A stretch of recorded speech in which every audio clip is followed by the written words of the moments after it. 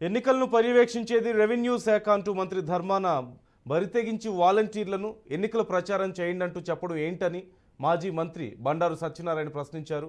ప్రభుత్వ డబ్బుతో వాలంటీర్లను ఎన్నికల ప్రచారానికి ఉపయోగిస్తారా అంటూ తీవ్రస్థాయిలో ధ్వజమెత్తారు. ఎన్నికల నోటిఫికేషన్ వచ్చాక ఏ వాలంటీర్ అయినా సరే పిచ్చి పిచ్చి వేషాలు వేస్తే తమ కార్యకర్తలు కాలు విరగొడతారంటూ బండారు హెచ్చరించారు.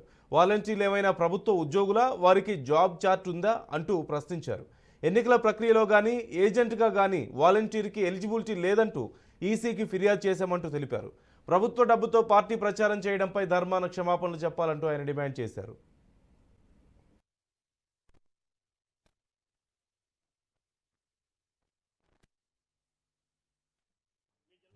రెవెన్యూ శాఖ మంత్రి ఎన్నికలు పర్యవేక్షించేది రెవెన్యూ శాఖ. కొత్తగా collector, joint collector, RDO, MRO చేస్తారు. అలాంటి రెవెన్యూ మంత్రే మరి బరి తెగించి వాలంటీర్లని ఎన్నికలకి మీరేమో రెడీ అవ్వండి, ఎన్నికల ప్రచారం చేయమని చెప్పడం. ఎవడప్పు సొమ్ముతో నీకు డబ్బులు ఇస్తున్నావా వాలంటీర్లకి? ధర్మాన్ని ఇంట్లో తీస్తున్నావా? మీ జగన్ ఇంట్లో తీస్తున్నావా? చెప్పండి ధర్మాన్ గారు, ఈ బాబు సొమ్ము కాదే.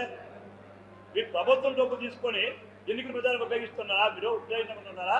అంటే ప్రజల డబ్బు అంటే, పేదవాడి డబ్బు అంటే అంతా మీకు అలా ఎలాగ నిర్లక్ష్యం కనపడుతుందా?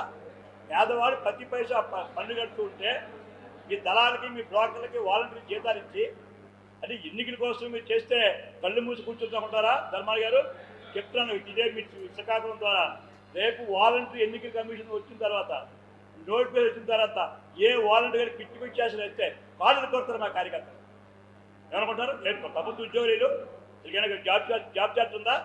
హప్తాలు వేసుకున్న బ్రోకర్ వాళ్ళేమో ప్రభుత్వంలో పోతే ఎన్నికల ప్రచారం చేయమంటారా? ధర్మాన్ గారు చేయమను, చూస్తాం. ధర్మాన్ గారు సీనియర్ మంత్రి, మీ జిల్లాలో ఉన్నటువంటి రెవెన్యూ శాఖ మంత్రి అంటే ఎన్నికలు